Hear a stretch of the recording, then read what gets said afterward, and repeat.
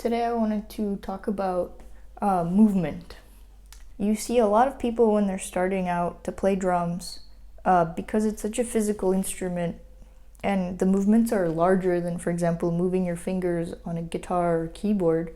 They are moving their body, right?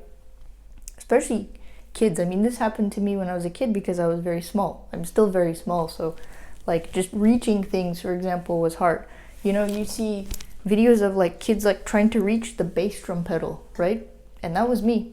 And like you just have to learn, like, okay, actually that's not supposed to happen, so you need to figure out a way to make it work. I remember for myself, a lot of the movement was coming from the bass drum.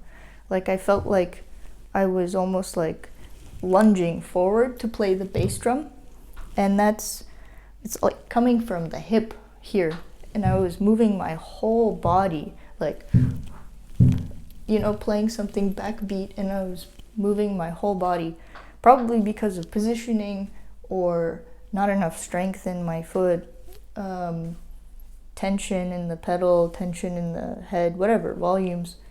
Something was making me move my whole body.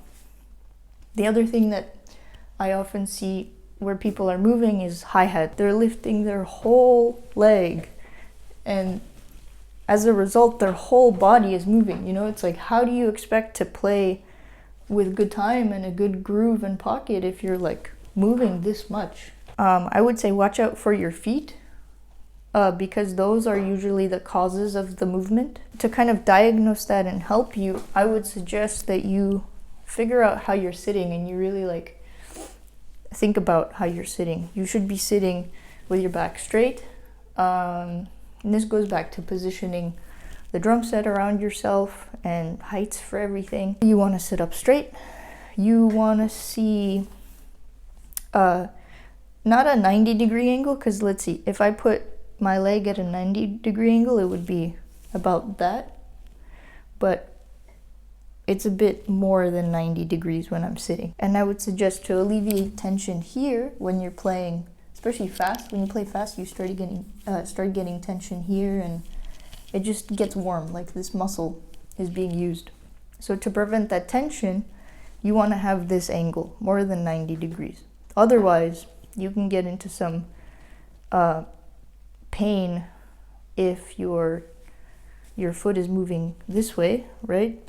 You start getting tension here in your leg. Playing hi-hat on 2 and 4, for example, in a swing context, what I do, and you can watch a whole video on this, the hi-hat video, I do this with my toes, and then you lift your heel,